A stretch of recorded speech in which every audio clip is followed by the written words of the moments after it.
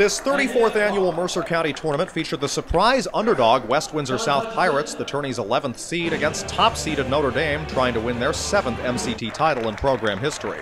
Things got interesting early. Top of the first, no score. Hamilton's own Don Walsh up with a man on, swings, gives this a ride to left, going back for it, Kevin Schotten. It's off the wall. It'll bring in Jamie Galazin from second, and just like that, Notre Dame goes up 1-0. Walsh just getting warmed up with that. It was a stand-up double. Michael Scarangelli trying to bring Walsh home, hits this just through to left for a base hit. Make that an RBI as Walsh does come home. Irish up 2-0 after half an inning at Arm & Hammer Park.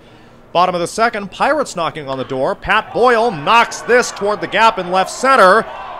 It drops in. That's Mark Sitek's ticket home. South cuts the lead in half on Boyle's RBI. A little bit later, Pete Carman up for the Pirates. South puts the squeeze on, and Carman's bunt more than enough to bring in the daring Boyle. That ties the game up at 2-all.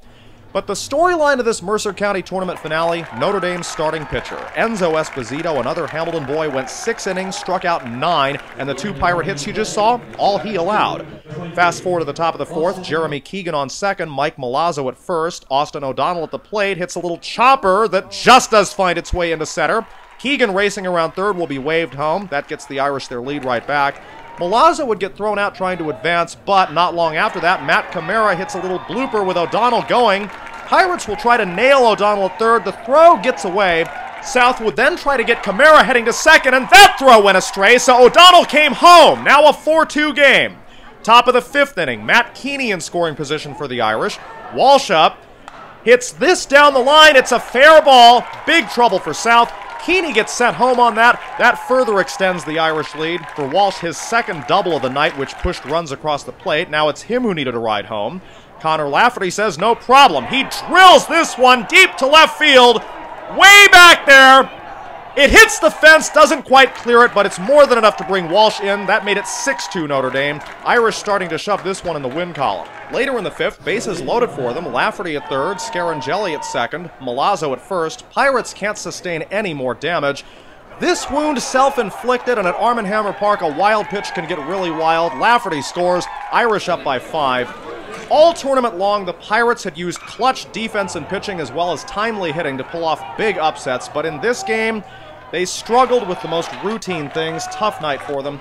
In the bottom of the 7th, ND brought Lafferty in to relieve Esposito. He'd give up 3 hits and an earned run, but he also successfully closed the door as the Notre Dame Irish beat West Windsor-South by the final of 7-3. The team who defeated all of their MCT opponents soundly picks up their 7th county tournament in baseball.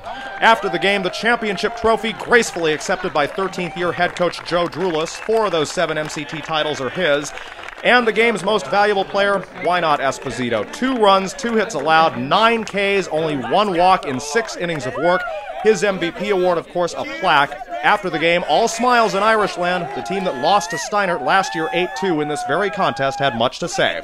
It's amazing. It's such an honor. I can think of a whole bunch of other guys on our team who deserve it, so I'm very, very honored I got it. I came out of the losing end last year with Jeremy and Enzo, and before the game I told the guys that it's a terrible feeling I don't want to experience again, and everybody picked each other up, and we came out and played a really nice baseball game. Coming up in clutch situations is a big, a very important factor in it too.